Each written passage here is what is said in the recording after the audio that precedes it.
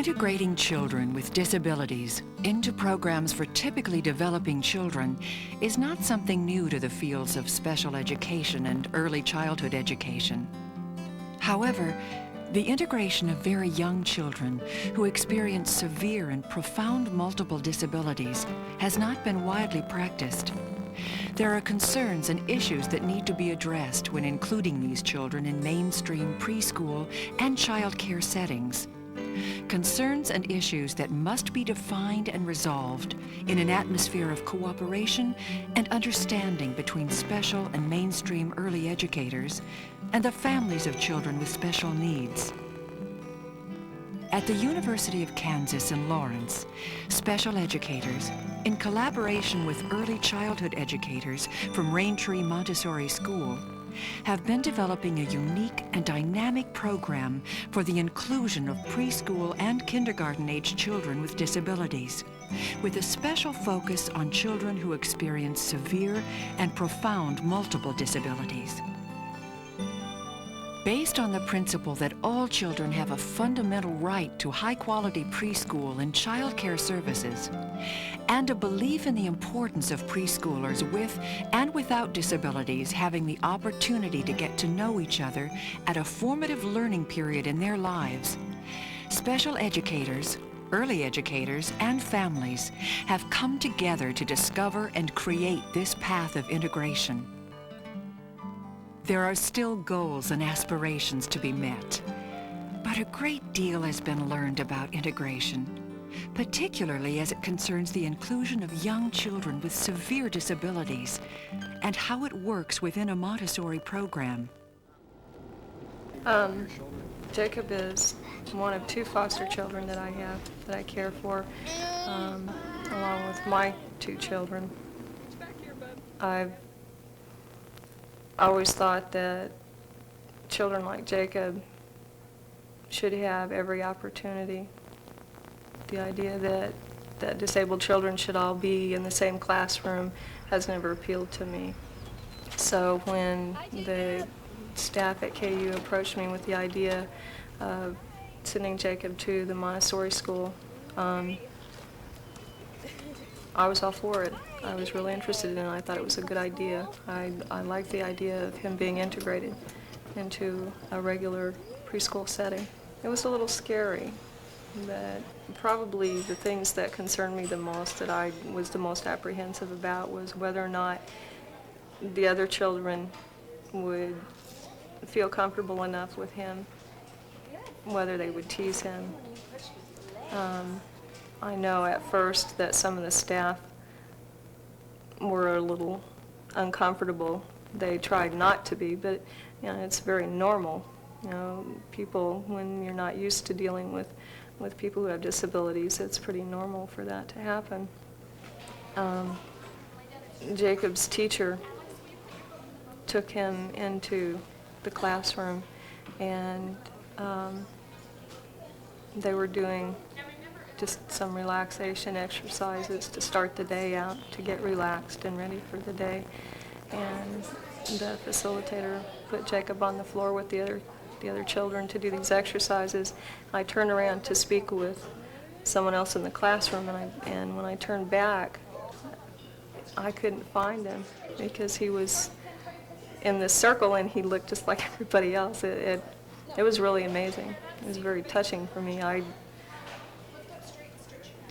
I had a hard time with that. I actually had to walk around the room before I could find him, and he was reaching out, touching another little boy's hand, and they were saying, let's stretch out, do the exercises. And he was trying so hard, and he looked just like he fit right in. It was great, just like everybody else. He's not any different than they are. He's just a little boy. Jacob is a neat little kid. He has one of the biggest, brightest smiles I've ever seen. And Shannon has the most expressive eyes that you've ever seen on a child. When I work with these 2 children, I really worry about what their future is going to be like. Right now, there are children like Jacob who are growing up in institutions. and thousands of adults who have grown up and continue to live in institutions. And then there are also others who live at home, who receive no educational services, and have basically no place to go. I would like to see Shannon and Jacob become much more involved in the community, be mainstream into many more different things. I'd like to see them take more risks. I'd like to see them have friends that they can associate with, and basically friends who are typical peers. It's really not enough that we provide teaching services and therapies for them. They need more than that. And that's why it's so important to have them part of this integration program. When we talked about integrating children into other programs, I had two concerns. One concern was for the child. Would he or she be accepted into a program by his peers, by the teacher, by other parents? A second concern was a concern for myself. What would be my role? Right now I have a classroom, I have children, I know what I want to do with them, but we're taking my children and putting them into other programs. At times I don't really know what my role is. I have to work with the other teacher in that respect. So that's been difficult for me to try to figure out what exactly my role is as a special educator. I've discovered that it takes a whole new set of skills when you're integrating children into other programs. For instance, the special educator needs to know how to work with adults, to work with the typically developing children and getting them to become involved with the child that we're integrating into the program. And it also takes a lot of time and effort to plan all these activities so that it's coordinated and so that it will make a more successful approach to mainstreaming. Children like Jacob need to be in programs with all kinds of children, especially typical children. He needs to be with children who are young enough so that their attitudes, their fears, their apathy towards people with disabilities are not already shaped by lack of exposure or misinformation. I believe that children who develop relationships with peers who have disabilities will grow up caring about their friends like Jacob. They'll care about his quality of life. And they'll also support community options for people with disabilities. The experiences that Leslie had at Raintree and with the association of kids with kids like Cedric and Jacob and the day-to-day contact and those kids doing the same thing that the other typical kindergarten kids were doing, that's going to leave an impression on her that she couldn't learn from a book. It's a real-life experience that she's going to take with her as an adult, and I hope have a sense of understanding for people who don't move as easily or who don't understand things as quickly as perhaps she does. One day we were leaving, matter-of-factly pointed to Jacob's wheelchair and said, "See, Mom, that's Jacob's legs," and just left. It was just a very matter-of-fact kind of description of how Jacob walked. And this year she wanted to invite Jacob to her birthday party, and then we were sitting there talking about it. She said, "Well, maybe better hadn't." She said, "He probably wouldn't want to come because he's a boy," and everybody else was girls. So, I think she has a wonderfully healthy attitude about the children that come to Raintree from this program. And I feel that she doesn't see them or perceive them in terms of their differences, but really enjoys them because of their similarities. Jacob is the 5th child with disabilities who's been integrated into my classroom. It's something that I always wanted to do, and as a Montessorian I was sure that it would work. I just wasn't quite sure how to do it in the beginning. Maria Montessori began her work with children who had disabilities in the slums and asylums of Rome in the late 1800s. She began a systematic study of the education of these children and developed many of her materials and most of the theory during this time frame. She believed that children passed through sensitive periods and also in the absorbent quality of the young child's mind. For example, there's a sensitive period for the development of language in the early childhood years. It's very easy for a toddler to simply absorb the language of his culture. But if we as adults try to develop and become fluent in a brand new language, it's a very difficult task. There's also a sensitive period for the development of social skills and attitudes that young children pass through. And we really think this is an optimum time to introduce them to their peers with disabilities because they accept them so naturally. Children need to understand what they see and experience. They want to know how Jacob's wheelchair works. They want to know why he doesn't walk or talk or why he drools. They might want to know if he has a brother or sister or a pet at home. They want to know all about Jacob, but they've never questioned his right to be at Raintree, nor have they ever questioned his value as a human being. The classrooms contain children aged 3 through 6, and the older ones often serve as peer tutors for the younger ones. For all children, helping and teaching others occurs daily. Therefore, when a child with a disability needs a little extra help, it doesn't seem out of place. Also, when a child with a disability needs to use a different material or focus on a different activity, it doesn't create a problem. In a Montessori classroom, all the children work at their own pace. We find so many natural opportunities for individual work that is meaningful for Jacob and his peer tutors. For example, while one of the children is using the sound cylinders and shaking them to determine which ones sound the same, Jacob can be practicing grasping and releasing the cylinders, or he can practice his yes response to questions about the cylinders. Sometimes we adapt a task so that Jacob can do part of it and a friend can help him with the part that he can't do. We call that partial participation. Sometimes we completely change the focus of the task so that it more accurately matches a goal for him. We never lack for appropriate activities or ideas, though. I think one of the keys to this is being aware of the many teaching opportunities that surround you in a Montessori classroom. A teacher and, of course, a facilitator also have to become masters at incidental teaching and partial participation in order to be an effective teacher. The key to making the program work in the beginning was the Montessori materials. I knew I had to find ways to make them work for children with severe disabilities. It was even easier than I expected it to be. As I observed the children interacting with the materials, I became convinced of their educational power for children of all abilities. For example, Jacob can practice motor skills like reach and grasp, or cognitive skills like matching with the same materials as his peers in the classroom. And of course, he practices his unique manner of communication constantly with many, many eager and sensitive partners. The facilitator needs to learn how to function as an effective assistant in the Montessori classroom. She must know how to work with the children she's assigned to facilitate, of course. She needs to know how to respond to the typically developing children in the classroom in order to encourage meaningful inclusion of the children with disabilities. She also needs to know how to create learning opportunities for all the children in the classroom and how to make it fun for everybody. Learning how to fade out of the picture is a really critical skill, rather than having the facilitator there as a constant companion to the child. I think one of the greatest concerns about this program for me was to have another person coming into the classroom. This person was going to be the integration facilitator.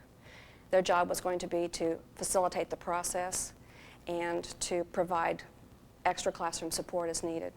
It was really of concern to me that this person was going to adjust the adult-child ratio in the classroom, and that this person would not be a certified Montessorian who could understand the process that we would be using in the classroom.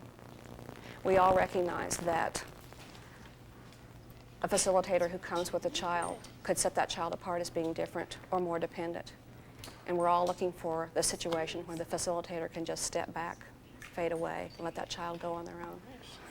Having a facilitator with most of the children has worked out really well. But I guess I can't overemphasize the training for the facilitator and how important that really is, and the communication between the facilitator and the teacher. Probably the most important thing about the facilitator-teacher-child relationship is that the teacher remain the teacher and not give that responsibility over to the facilitator. And that could easily happen if the teacher were unsure about working with a child with special disabilities. I think this program has caused each of us to reevaluate our training and our values. It's meant accepting children into the classroom that are not usually in programs like ours. It's involved working with the special ed staff, the special ed process and with those children's families. Maria Montessori said to follow the child, to know who he or she is. And that's why this works. That's why this is a good program. What we give these special children is a children's house, a place to first be a child, to be an individual in a diverse group, not as a guest, but as a member. When we started the early intervention program, Barb approached me with the ideal, and I was very excited about it, but I was nervous about it too because I didn't know how the other kids would accept Shannon. From day one, she has had a fantastic time at the school. All the kids are very, very affectionate towards Shannon. And I have been told by her teachers that some of the kids argue over who's going to play with Shannon because they all think she's such a nice kid. I think the integration program has been really good for Shannon. It has helped her to become more of an individual and to do things more on her own. And it's helped me and my husband as well as far as giving Shannon more freedom because we tend to be overprotective of her. And I think a lot of people that have handicapped children are that way. When my son had attended preschool for about 2 years at Raintree, I noticed that they were putting up some ramps near the front door that looked like they were preparing for handicapped children. And frankly, my initial reaction was somewhat negative at that point, thinking that, oh, maybe they're going to bring some children into the classroom that will then take more of the teacher's time, so that then my son might have less of the teacher's time. And I was really afraid that this might have a detrimental effect on him because, of course, I thought that my son deserved as much time as any other child. Ever since my son has been interacting with these children, I have become more and more convinced that his experience has been greatly enhanced and his life has been enhanced by being around these children. I think this concern about what might happen to our child by bringing somebody different in is an indication of something that is a real problem that we've got in our human society, that somehow we think that if our little world is disrupted a little bit, that somehow we're going to be the losers in the thing. One of the things that strikes me about the whole notion of mainstreaming is that maybe we ought to call it something else because it suggests that somehow we're going to bring somebody who's not in the mainstream into this stream and make them a little more like us or something. And what I think has been a great thing for David and the other kids involved in this is that they're learning at a very young age that what we got to do is broaden the stream.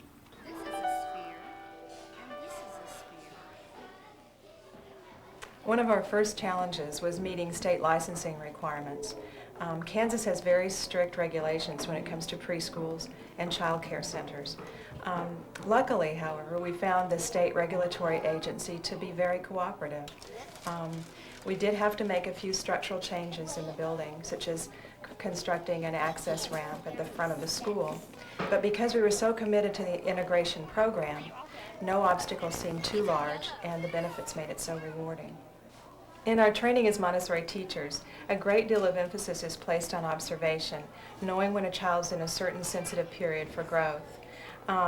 We're always thinking about how to prepare the environment to meet the needs of every child, how they're going to interact with the materials, how they're going to interact with each other. Children at Raintree are so accustomed to interacting with classmates who have a wide range of abilities that a child with special needs is not viewed as being that different. I think having children with disabilities at Raintree is good for everyone in our school, even the parents, because maybe in their own lives they haven't had experiences with people with disabilities. When we started the program, we decided that we wouldn't make an announcement because that would be like saying these children are different. And they're no different from any other child in terms of their rights and their needs.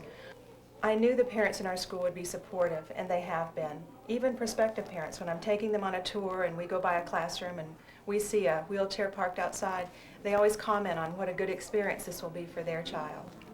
I write the school newsletter, and I try to include funny stories that happen during the week, maybe amusing anecdotes that have occurred on the playground or whatever. Funny and touching things happen to the children with special needs as well. But when I sit down to try to write the newsletter, instead of it really registering on my head and being able to get it down clearly on paper, it goes into my heart. And that's the way it is with these children. It's as if they've been a part of Raintree forever. I've been very, very pleasantly surprised to see how well the kids have accepted him, and they play with him as a peer. I mean, they don't. I think early on they treated him a lot as, oh, here's somebody that needs a little help, and they enjoyed that. They enjoyed helping him, and I think they got a lot out of it themselves, trying to help him do different things and so forth. But as time wore on, and as he was there longer and longer, there was sort of a shift, I think, in how the children related to him, and it became much more of a peer relationship, and they just play with him now just as they would any other friend, and he interacts with them accordingly, and it's been extremely rewarding to watch that transition occur. He literally went from being able to draw kind of a face. I have it, it was 3 weeks ago, and it was kind of a face with kind of a smile and 2 dots, to drawing 2 people with just heads, to drawing a crowd with feet and ears and arms. And I think in the year and a half or whatever it's been that he's been in this program, he's just developed enormously. I mean, in a variety of different ways, developmentally, physically, academically, socially.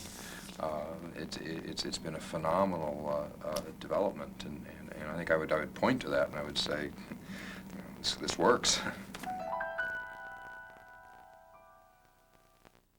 Well, when I say, Shannon, do you want to do this? If I say Shannon, she'll point her head at me. Then I know that she understands. Jacob has lots of friends at Raintree because he likes to play with everybody, and he also likes to laugh, and he's always in a good mood when he comes to Raintree. So it really feels good for after you've helped her so she can learn more things. So it kind of feels good. Maria Montessori on the absorbent mind of the child. This mind, which receives all, does not judge, does not refuse, does not react. It absorbs everything and incarnates it in the coming man. The child performs this work of incarnation to achieve equality with other men and to adapt himself to live with them. The absorbent mind forms the basis of the society created by man, and we see it in the guise of the gentle and tiny child who solves, by the virtue of his love, the mysterious difficulties of human destiny.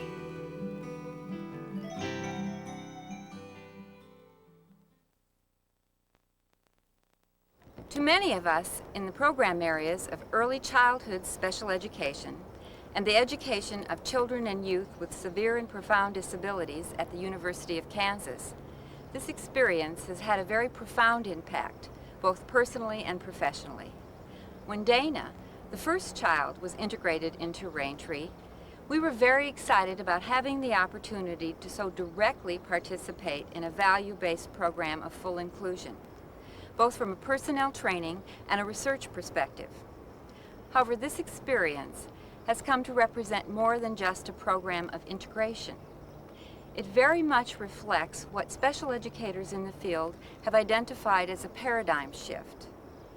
A shift that is most certainly manifested by the belief that children and youth with disabilities have the right and the need and should be integrated and fully included in schools, in community programs, and in neighborhoods, along with their typically developing peers. However, it is also a shift to a much more holistic view of children and their needs. A programmatic and philosophical shift from a very teacher-directed or adult-directed approach that has predominated particularly the education and treatment of children and youth with severe and profound disabilities, to a much more child-focused approach, one that recognizes the autonomy and the independence of the learner. Having the opportunity to work collaboratively with individuals who have such a deep respect for the individual nature and the spirit of each child has given each of us a clear understanding and an appreciation of the legacy of Maria Montessori, and most certainly the value of her advice to follow the child.